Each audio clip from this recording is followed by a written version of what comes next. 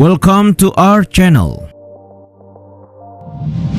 Setiap ucapan Mardigu Wowik atau biasa kita kenal sebagai Bosman Sontoloyo seolah mampu menghipnotis penonton dan pengikutnya, entah itu di Instagram maupun kanal YouTube. Kritikannya seringkali mengusik kekuasaan hingga ia merekomendasikan sebuah revolusi ekonomi di Indonesia. Sebagian orang bertanya, siapa sih sebenarnya sosok Bosman ini? Nah, Data Fakta telah merangkum fakta-fakta menarik tentang pengusaha sukses yang satu ini. Tapi sebelum lanjut, kami ingatkan kembali untuk subscribe channel ini dan aktifkan lonceng notifikasi kamu untuk mendapatkan video edukatif dari Data Fakta.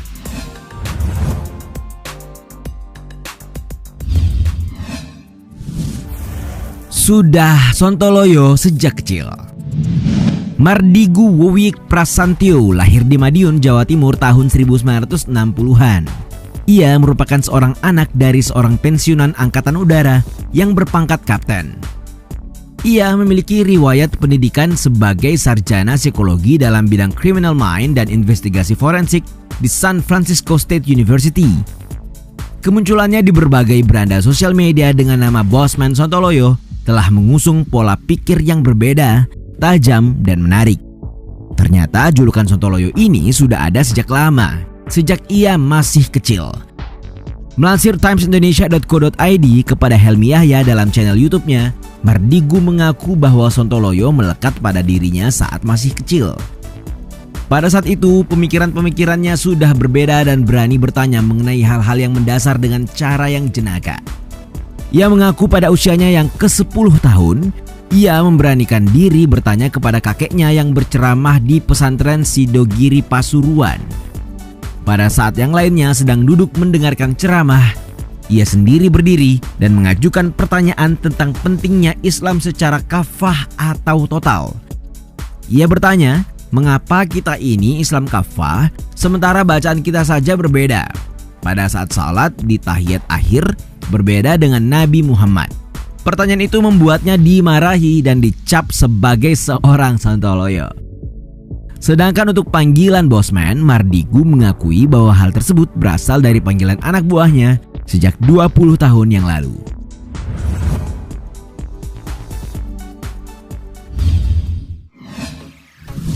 Bisnisnya bisa menggelapkan Singapura. Pelaku usaha Indonesia Mardigu Wowik semakin populer belakangan ini karena video-videonya yang banyak digemari netizen. Dalam videonya, ia seringkali menyinggung dan mengulas polemik ekonomi yang terjadi di Indonesia. Bahkan dalam orasi-orasinya, ia seakan menjadi guru untuk belajar prinsip ekonomi, strategi ekonomi, hingga langkah-langkah menjadi pengusaha sukses.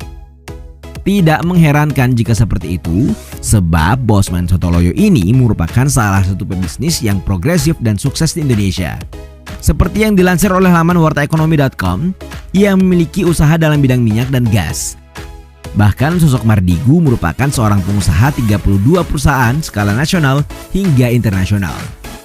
Ia sendiri merupakan owner dari PT Titis Sempurna, PT Empora Gaharu, Narapati Meat and Mental Clinic. Hebatnya, ia sering disebut-sebut jika sekali saja mematikan aliran gasnya ke Singapura, maka separuh negara itu akan gelap gulita.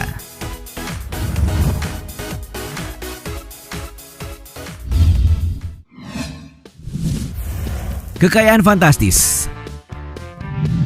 Berbicara mengenai kekayaan Mardigu Wowik, tentunya kita akan berpikiran mengenai perusahaan-perusahaan yang dimiliki.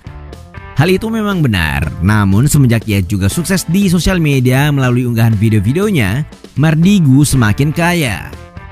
Yang paling banyak dikunjungi adalah video berjudul terungkap, Cina dan WHO memanipulasi data COVID-19 untuk mengecoh seluruh dunia di kanal YouTube-nya dengan jumlah 2,7 juta penonton.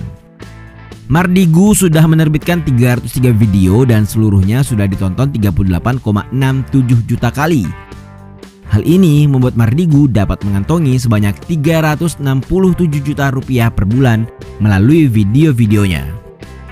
Tak hanya sampai di situ, Mardigu Wowik juga merupakan seorang miliarder. Hal ini berasal dari kepemilikan aset triliunan dari perusahaan-perusahaan yang ia kelola. Tercatat bahwa jumlah kekayaan Mardi Guwowiak dari aset perusahaannya mencapai $200 atau sekitar 2,9 triliun rupiah.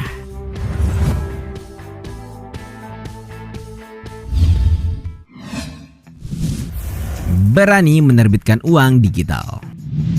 Dalam pemikiran-pemikiran cerah dari seorang Mardi Guwowiak telah menyinggung dan menampar pelaku-pelaku usaha dan juga pemerintah. Tak mengherankan jika profil tentang dirinya telah dihapus oleh Wikipedia. Melalui strategi kritiknya, ia tak hanya membeberkan masalah ekonomi saja, namun juga ia memberikan solusi bagaimana mengelola ekonomi hingga bangsa ini dapat bersaing dengan negara-negara besar.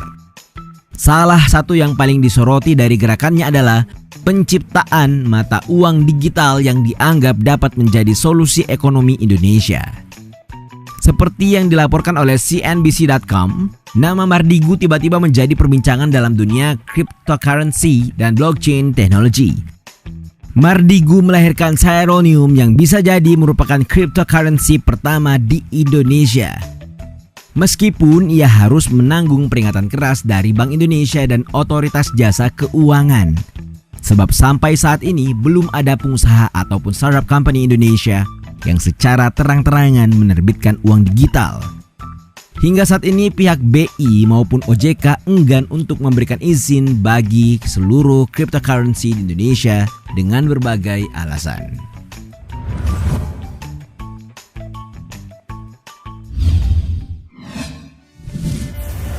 Beragam kesibukan.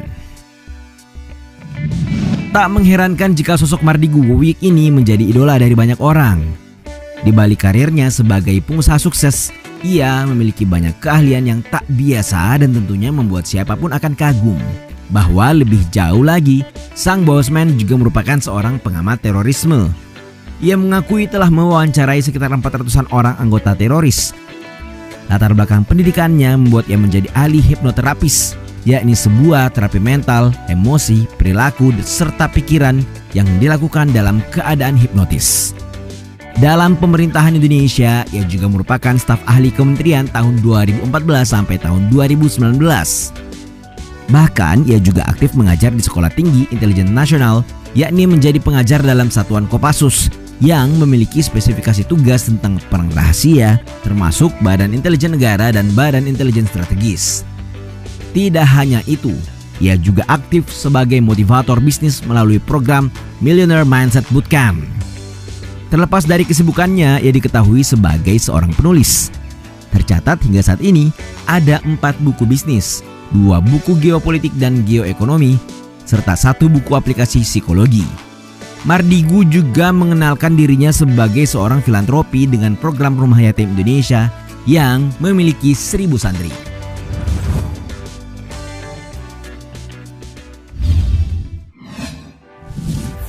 Bikin Bill Gates kikuk. Belakangan ini Mardi Guwowiak menjadi salah satu kunci yang paling banyak dicari dalam mesin pencarian Google. Hingga ia memiliki cerita dengan salah satu orang terkaya dunia, yakni pendiri Microsoft, Bill Gates. Hal ini terjadi pada saat Indonesia dikunjungi oleh Bill Gates untuk pertama kalinya. Pada suatu kesempatan, Bill Gates dipertemukan dengan para pengusaha tanah air untuk sekadar berbincang dan berbagi. Pertemuan tersebut dikemas dalam bentuk acara makan malam yang dihadiri kurang lebih ratusan pengusaha. Ia memberikan kesempatan untuk 5 pengusaha yang beruntung terpilih pertanyaannya. Mardi Guwowiak menjadi salah satu orang yang dipilih karena setelah Bill Gates membuka kertas pertanyaan miliknya, hingga Bill Gates kikuk tak menyangka apa yang dibacanya. Tulisan Mardi Gu yang menyinggung Bill Gates dengan kata-kata bahwa Bill Gates tidak akan pernah bisa menjadi seperti Andrew Carnegie. Lalu Bill Gates meraih foto di dompetnya dan mengakui bahwa Carnegie adalah orang yang ia tiru dan mengagumi kiprahnya. Bill Gates heran dengan Mardi Gu yang tahu akan hal ini karena ia merahasiakannya.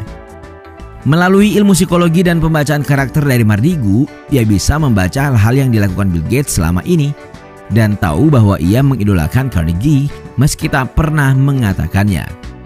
Memang benar, Bill Gates menjawab pertanyaan Mardi Gu bahwa Bill Gates and Melinda Gates Foundation pernah menyumbang hampir senilai 18 miliar US dollar, sementara Andrew Carnegie adalah orang yang menyumbangkan donasi lebih dari 220 miliar US dollar hingga saat ini.